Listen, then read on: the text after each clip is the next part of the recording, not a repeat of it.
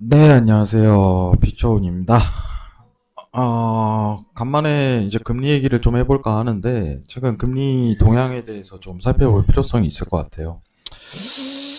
금리 자체, 이제 10년물 국채를 거래하시는 분들이 다소 있기 때문에 오늘 금리 얘기를 꺼내는 거고, 최근 사실 이제 물가지수랑 굉장히 밀접한 관계를 있는 상태이기 때문에, 채권 금리라는 상황 자체가 이 부분 좀 자세하게 설명드리는 시간 가지도록 하겠습니다.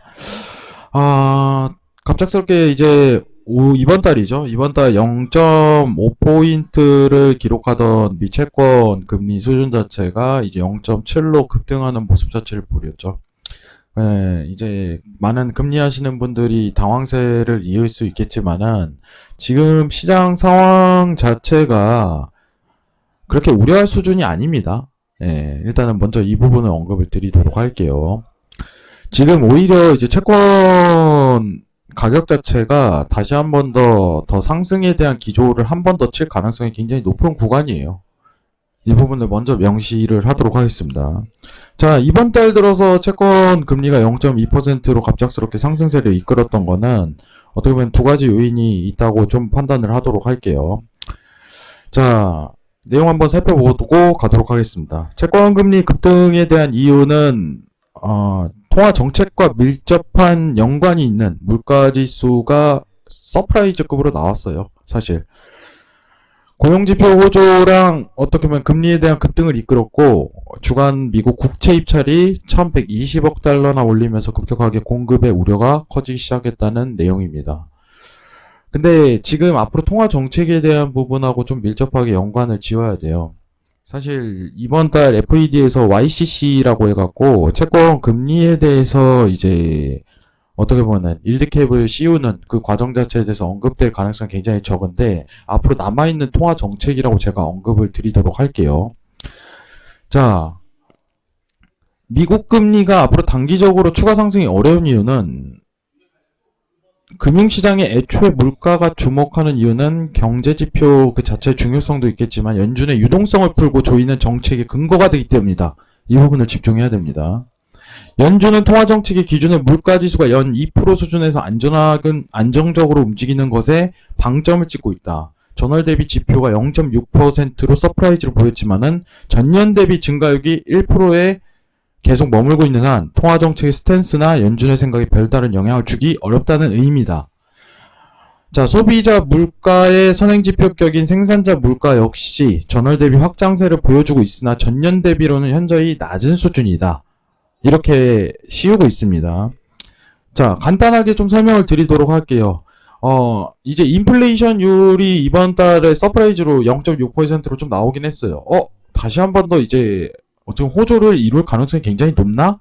이런 판단 자체를 생각할 수 있겠지만은 전년 대비로 하면은 현저히 낮은 수준으로 물가 대비가 머물고 있다는 게 팩트입니다. 이 부분을 중점으로 잡아야 돼요. YOY는 많이 안 올랐죠. MOM만 많이 오르는 수준으로 이렇게 보여지는 국면이고 실업수당 청구 건수는 아직 살아났다고 판단 자체는 안 하는 거죠. 뭐 이제 부양책 정책 자체도 있을 뿐더러 이 부분이 있는데 미국 통화 정책의 목표 자체가 금리에 대한 변동성을 줄이기 위한 목적성이 굉장히 강하기 때문에 앞으로 통화 정책에 대한 내용 자체가 변동성을 최소화시킬 거예요. 왜냐? 연준은 국채를 계속적으로 사들일 겁니다. 공급량과 수요량을 적절하게 조절하는 이 템포로 유지할 수 있기 때문에 이번 급등 자체가 일어났다고 하더라도 이제 채권 금리에 대한 어떤 변동성 자체를 크게 조절할 가능성이 굉장히 높다는 거예요.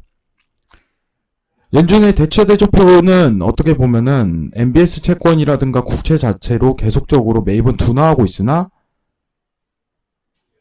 재투자 자체를 지속적으로 이루고 있어요. 그리고 이 투자 자체가 끊이지 않는다는 목적성 자체가 확실합니다. 자, 그러면은 채권에 대한 금리를 적절하게 판단을 다시 한번 해보면은 자, 차트 한번 열어보고 지켜보도록 하겠습니다. 지금 차트를 지켜보게 된다면은 지금 5시간 차트로는 어떻게 보면 이렇게 좀 나올 수 있겠지만 일봉상 차트라든가 이제 주봉상 차트에서 본다면은 현저히 낮은 수준이에요. 그럼 이 수준대로 계속적으로 머물 가능성이 굉장히 높다는 게 지금 시장의 상황입니다. 왜냐? FED에서 국채를 사고 있기 때문에. 자, 제가 일전에 설명드린 거는 뭐였냐면은, 일드캡이라는 거는 어떻게 보면 채권 금리에 대해서 캡을 씌운다는 거예요. 채권에 대한 수요도를 조절할 가능성이 굉장히 높기 때문에 앞으로 이 라인과 이 라인 0%와 1% 사이에 대해서 왔다 갔다 할 가능성이 굉장히 높다는 겁니다. 채권 금리라는 거는 채권 가격과 반비례 성향이 있기 때문에 1%대 도달하면은 바로 매수세로 돌려야 돼요. 그러면은 10년물 국채에 대한 지금 가격 평단 자체를 한번 체크를 해보도록 하면은 여러분들이 지금 실시간으로 확인할 수 있는 건 채권 금리가 1%대 접근을 하게 된다면은 13800에 도달할 가능성이 높죠. 그럼 이 하단 구간은 완전한 안전세로, 왜냐면 통화 정책에 대한 기조가 유지가 되기 때문에 1%대 이하로 유지하겠다는 연준의 목적성이 너무 드러나기 때문에 매수세를 돌려야 되는 자리입니다. 지금은 조정에 대한 관점 자체 아니면 추가 상승에 대한 관점 자체 좀 간보는 자리예요.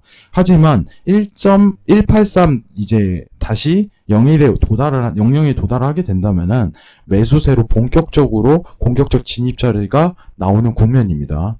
채권 금리라는 거는 최근 상승세를 이끌었지만은 이거는 단순하게 어떻게 보면은 이번 달 있은 이제 물가지수, 이제 소비자 물가지수에 대한 서프라이즈 반영, 이 정도로밖에 현상이 안 나타난다. 앞으로 안정세를 더 추가적으로 기할 거기 때문에 채권 금리가 1%대 가까이 근접할 때 0.9% 도달한다면은 매수세를 공격적으로 들어가셔도 괜찮다. 이 부분은 언급드리도록 하겠습니다.